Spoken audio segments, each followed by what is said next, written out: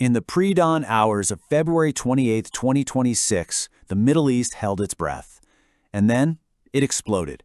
Years of shadow wars, back-channel threats, and broken deals finally came to a head in a massive, coordinated air campaign against Iran.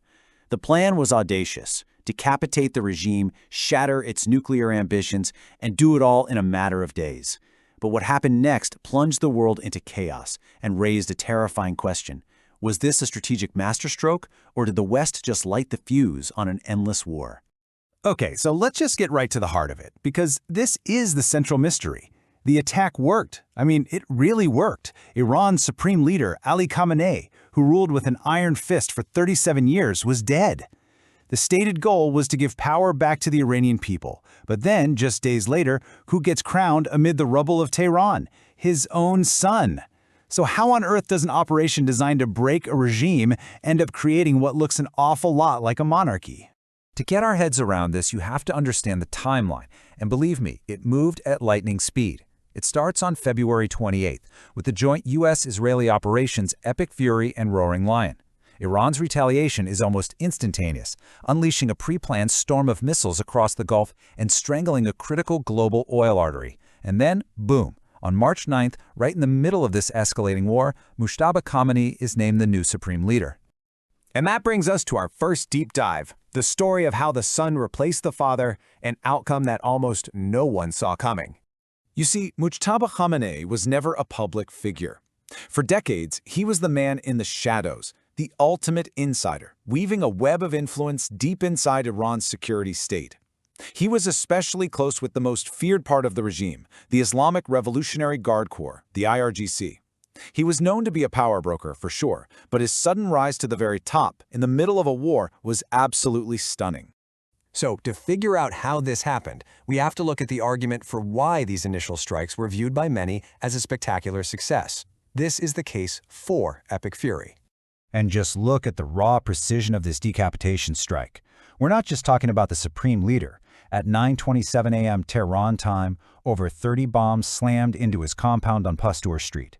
The strikes wiped out more than 40 of the most senior figures in Iran's entire government and military.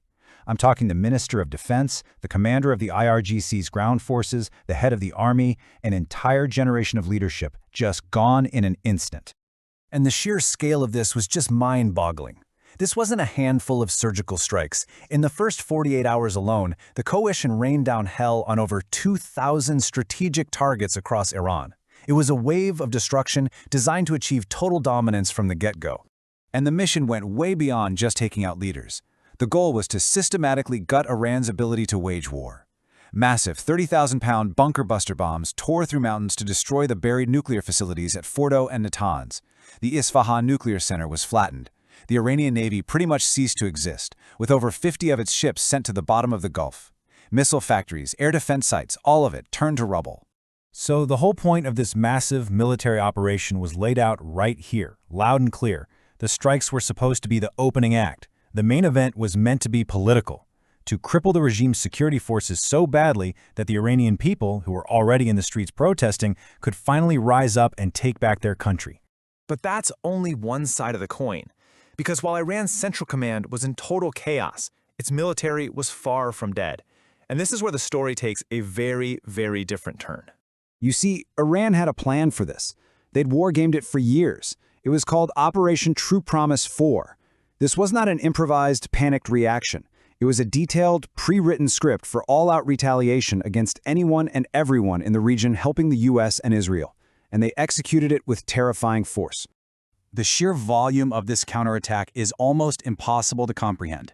Just to give you a little perspective, let's look at just one country, the UAE. In a matter of hours, they had to intercept over 165 ballistic missiles and 541 drones. This wasn't just a retaliatory strike. It was a swarm, a flood of fire designed to overwhelm the most sophisticated air defenses on the planet. And that swarm had an immediate and tragic human cost. This was no longer a war just over Iran. It instantly spilled across its borders. Missiles rained down on cities in Kuwait, Saudi Arabia, Bahrain, and the UAE, killing and injuring civilians and proving that absolutely no one in the region was safe from the fallout. But at the very same time, Iran played its trump card. its economic nuclear option. They shut down the Strait of Hormuz.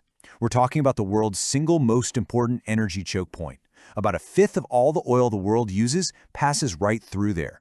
Almost overnight, shipping traffic just collapsed. And this is where the war suddenly became very real for everyone, no matter where you lived. The price of a barrel of oil shot past $110. That sparked immediate panic about a new global recession. Suddenly, people pumping gas in Texas were staring at $6 a gallon. The economic shockwave was felt everywhere, from the supermarket aisle to the stock market floor. So you have these two totally opposite things happening at the same time: a brilliant, tactical military victory and a spiraling, chaotic, regional and economic catastrophe. This brings us back to the center of the storm and how the succession of a new leader changed everything. Right, so here's the crucial thing to understand. While the top leadership was vaporized, the true center of the regime's power, its ideological and military backbone, the Islamic Revolutionary Guard Corps, proved to be incredibly resilient. They are the state within the state in Iran, and they survived the initial blow. And it was the IRGC that allegedly orchestrated what happened next. Reports flooded out that they had strong-armed the Assembly of Experts. That's the clerical body that's supposed to choose the leader, to install their guy, Mojtaba Khamenei. The whole vote was immediately questioned. Some members even claimed they weren't told the meeting was happening. It looked less like a constitutional succession and more like a backroom coup, creating the very kind of hereditary dynasty the 1979 revolution was supposed to have destroyed. But despite all the controversy, the key pillars of the regime quickly fell in line. Publicly, at least. Iran's defense council, the military, the entire political establishment, they all rushed to pledge their absolute loyalty to the new leader. It was a powerful move designed to consolidate the IRGC's control and show a unified, defiant face to the world. Which brings us right back to that central, nagging question. How do you measure the outcome of this war?